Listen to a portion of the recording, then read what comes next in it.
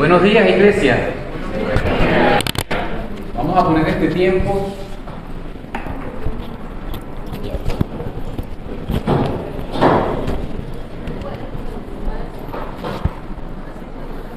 este tiempo en la presencia de Dios.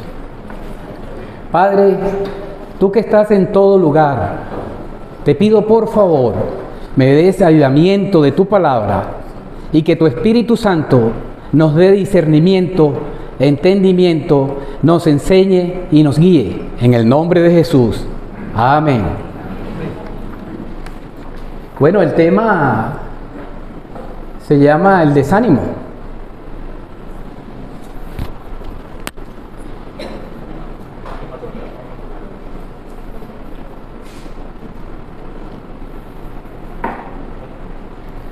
El tema se llama el desánimo. Y la cita es Jeremías, capítulo 17, versículo 9 y 10. Y estaré leyendo en la versión Nueva Traducción Viviente. Leo en el nombre del Padre, del Hijo y del Espíritu Santo. El corazón humano es lo más engañoso que hay y extremadamente perverso. ¿Quién realmente sabe qué tan malo es? Pero yo, el Señor, investigo todos los corazones y examino las intenciones secretas. A todos les doy la debida recompensa según lo merecen sus acciones. Si me permiten, les voy a leer algo que le pedí a una persona que mi esposa y yo amamos mucho y queremos. Y esta es una persona que es profesional, pero no ha conseguido un empleo estable.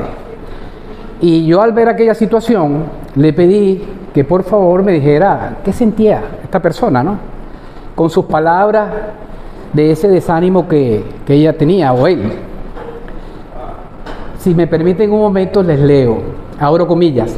El desánimo es una emoción que es inevitable sentir en algún momento de nuestra vida. La realidad es que puede suceder porque lo que puede motivarnos a veces está puesta en personas, cosas, trabajo, objetivos, y es un mal manejo de nuestros pensamientos. No estamos entrenados para gestionar lo que pensamos. Es importante que podamos identificar en qué estamos poniendo nuestra atención y de dónde está conectada nuestra fuente de ánimo.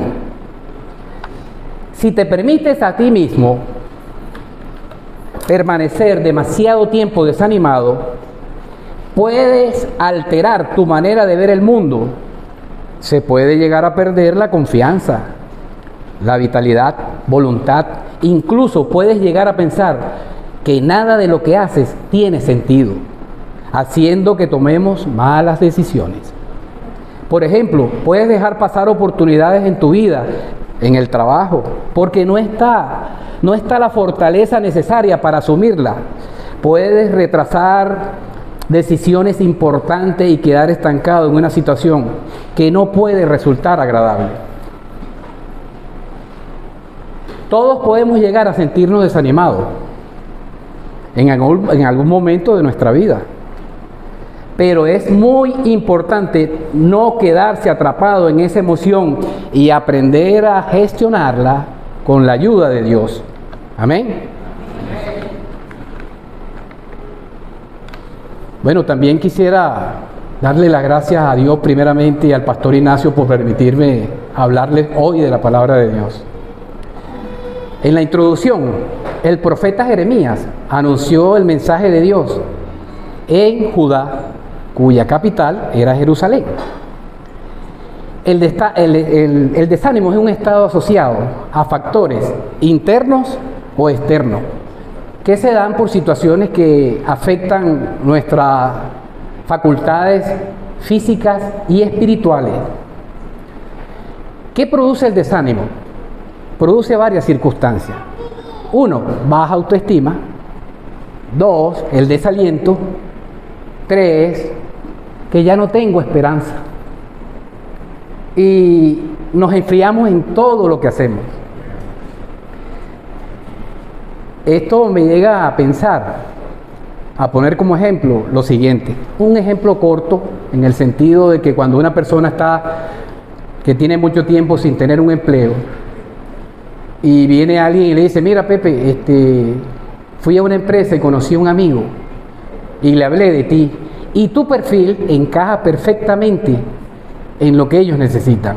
Pero esta persona desanimada dice, bueno, está bien, yo voy el lunes, y el lunes va al trabajo, le dan la planilla de la cuestión para que la llene, y él, con esos pensamientos negativos que tiene, él está llenando la planilla, pero él dice, quizás no me den empleo, yo no me encuentro alto, y ese es parte del desánimo, y eso yo creo que todos pasamos por ese, en algún momento de nuestra vida, como les leí antes.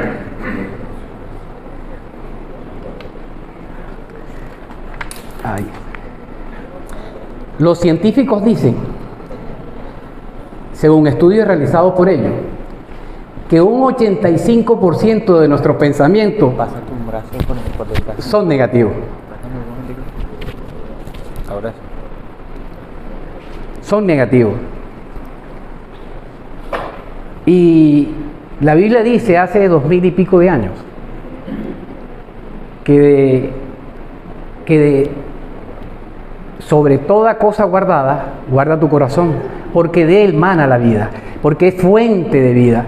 Y he leído, yo no sé, de repente ustedes también han leído, que el primer órgano que se forma en nuestro cuerpo, la doctora lo puede decir, es el corazón, porque esa es la fuente de la vida.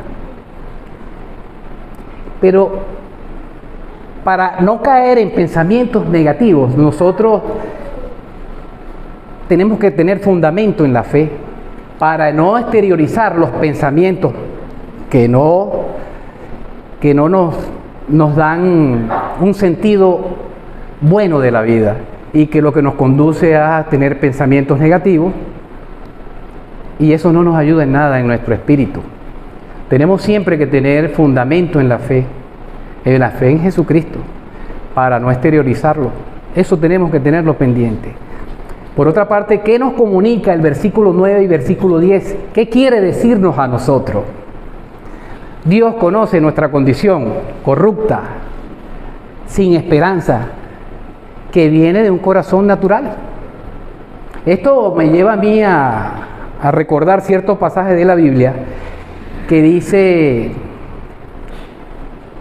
tengas lo que tengas, vayas donde vayas, seas docto o indocto, culto o inculto, si no hay arrepentimiento, y si no hay arrepentimiento, un nuevo nacimiento y creer en Jesucristo, no hacemos nada, no entraremos al reino de Dios. Hermanos, Dios, por su omnisciencia, Él conoce nuestro pensamiento, porque antes de que hagamos algo, Él ya lo sabe. Dios extrae de nosotros lo que de verdad está en nuestro corazón y permite que cada evento de nuestras vidas suceda para que el hombre no culpe a Dios de lo que Él ha hecho malo, por sus malas decisiones, que revelan lo que está en nuestro corazón para hacer el bien o hacer el mal. En el contexto, la Biblia nos habla de testimonios de hombres que ellos estuvieron desanimados emocionalmente y espiritualmente. Ellos fueron golpeados, pero ellos no se detuvieron. Ellos avanzaron y cumplieron los objetivos que Dios les había marcado. Ahí tenemos por lo menos los profetas Jeremías, Habacuc, Elías, etc. Y hombres como Abraham y Job. Pero en el Nuevo Testamento tenemos el apóstol Pablo. ¿Qué no sufrió Pablo? ¿Qué aflicciones no tuvo? ¿Qué sufrimiento no tuvo Pablo? Y él dijo: he ganado la buena batalla, he acabado la carrera, he guardado mi fe. Y eso está en 2 de Timoteo 4:7 para los que anotan. El profeta Jeremías pasó muchas dificultades. Y cuando él tenía estos pensamientos negativos, él hacía dos cosas. Número uno, rompía estos pensamientos negativos con la palabra de Dios. Y dos, él oró, esperó y el Señor le respondió. Y esto es bueno que lo sepamos nosotros, porque a veces cuando estamos en el cuarto de guerra, nosotros pedimos y no nos callamos. Nosotros tenemos que esperar que el Señor responda a través del Espíritu Santo. Amén. Cuando tenemos desánimo, algunos nos animan, otros nos critican y somos muy propensos al cariño. Y por esa razón tenemos que llenar nuestra mente con pensamientos positivos, con la oración, como lo hizo Jeremías y como lo hicieron la mayoría de los profetas. Jeremías dejó el desánimo porque guardó su corazón en la fe y cumplió todo lo que Dios le había mandado. Recordemos también lo que Dios le ordenó a Abraham. Él no se quedó quieto, él dominó sus emociones, él se paró en fe y él no se dejó dominar, él no vaciló porque se paró en fe y agradó a Dios, quizás con mucho dolor, porque no era fácil la encomienda que tenía de lo que le iba a hacer a su hijo Isaac. Pero se paró en fe, obedeció al Señor y esto le trajo muchas bendiciones.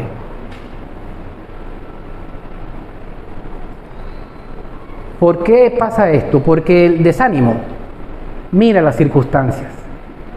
La fe pasa sobre ellas. El predicador Smith Wigglesworth, no Work, sino Worth, dijo que él no podía entender a Dios a través de los sentimientos, emociones y pensamientos. Que la única forma que él entendía a Dios era a través de su palabra. Pero él aclaró, él dijo que él no pretendía anular nuestros pensamientos, sentimientos y emociones,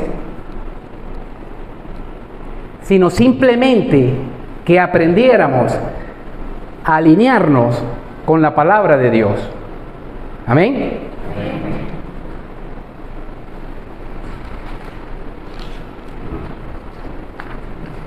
Quisiera hacer un paréntesis para contarles algo que me pasó en el 2016, estando en la Alianza.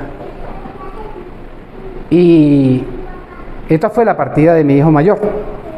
Él sufrió un accidente y sufrió triple fractura de cráneo y falleció. Pero eso produjo en mí como padre un profundo dolor, un desánimo. No es fácil perder un hijo. Y acudí a un amigo que él es neuropsiquiatra y los contacté y le dije: mira, José, me pasa esto, vente Carlos. Y yo fui y en 2 horas y media conversando, él me dijo: yo te voy a mandar un libro que tiene 42 capítulos, léelo y después hablamos.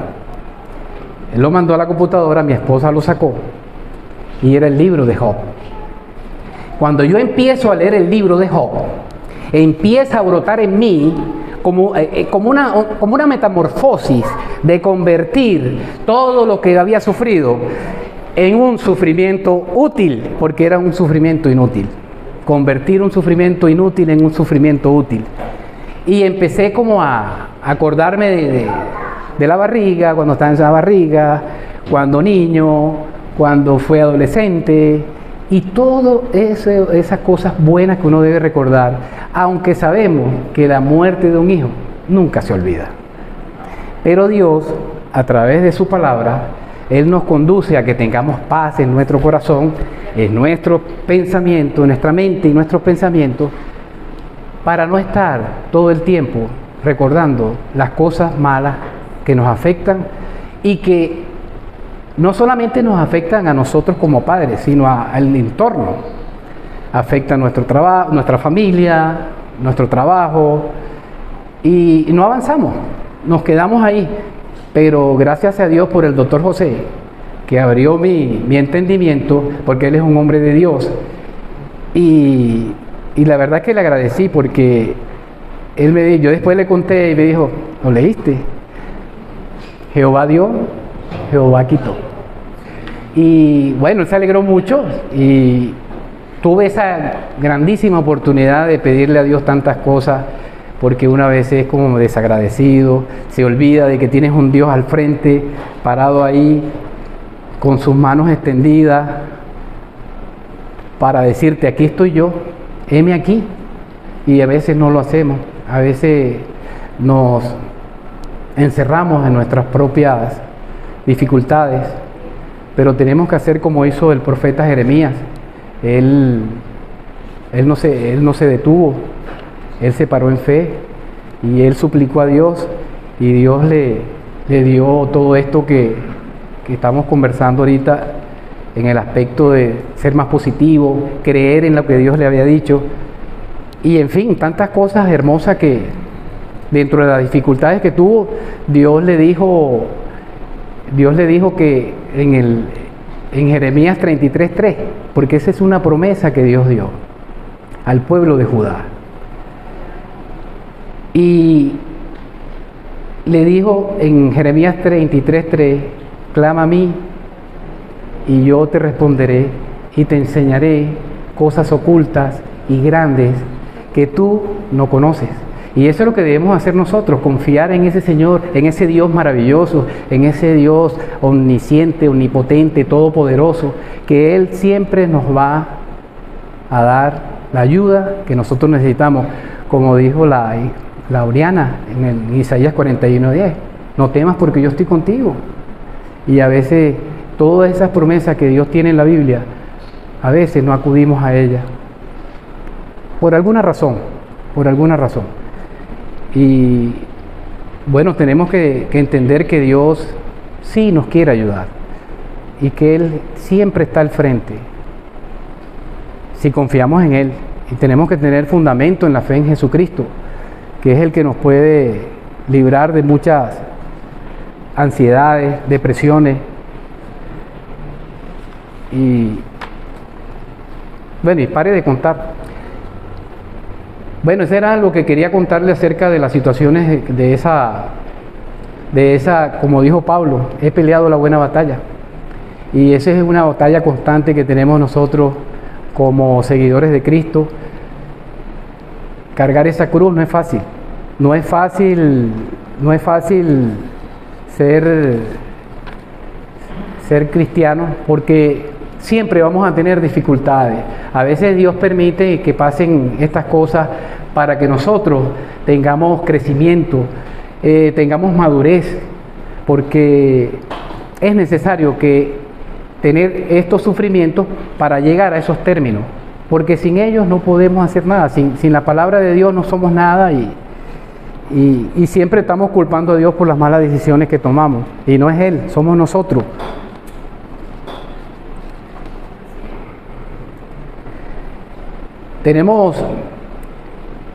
Cuando sufres o padeces, casi siempre tienes ¿dónde estaba Dios? ¿Que por qué me pasó esto? ¿Por qué me pasó aquello?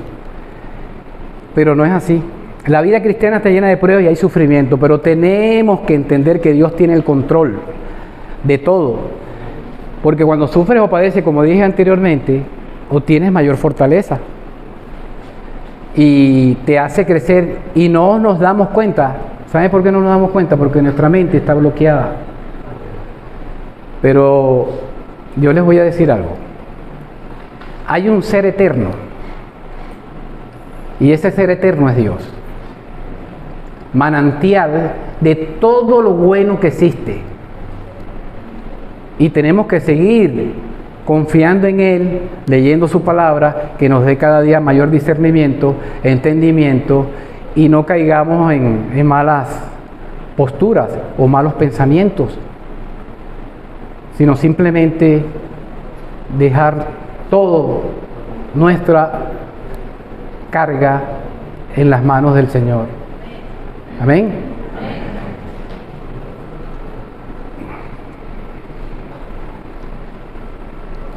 Bueno, como les dije, voy a concluir, pastor. Dios, por su omnisciencia, conoce nuestro corazón y nuestro pensamiento, porque Él, antes de que hagamos algo, ya lo sabe. Y como les dije también, porque Él extrae lo que de verdad está en nuestro corazón y permite que esos eventos ocurran para que nosotros lleguemos a estar a la altura con madurez, con eficiencia. Como dije al pastor esta mañana, Dios quiere que las cosas que hagamos, las hagamos con calidad, porque es para Dios, es para todos nosotros, pero primeramente es para Dios.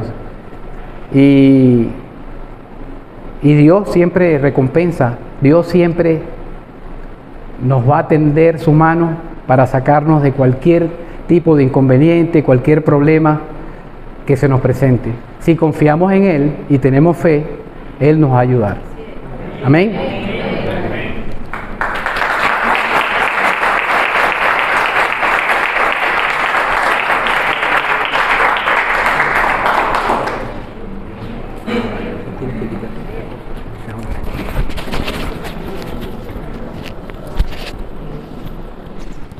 Gracias.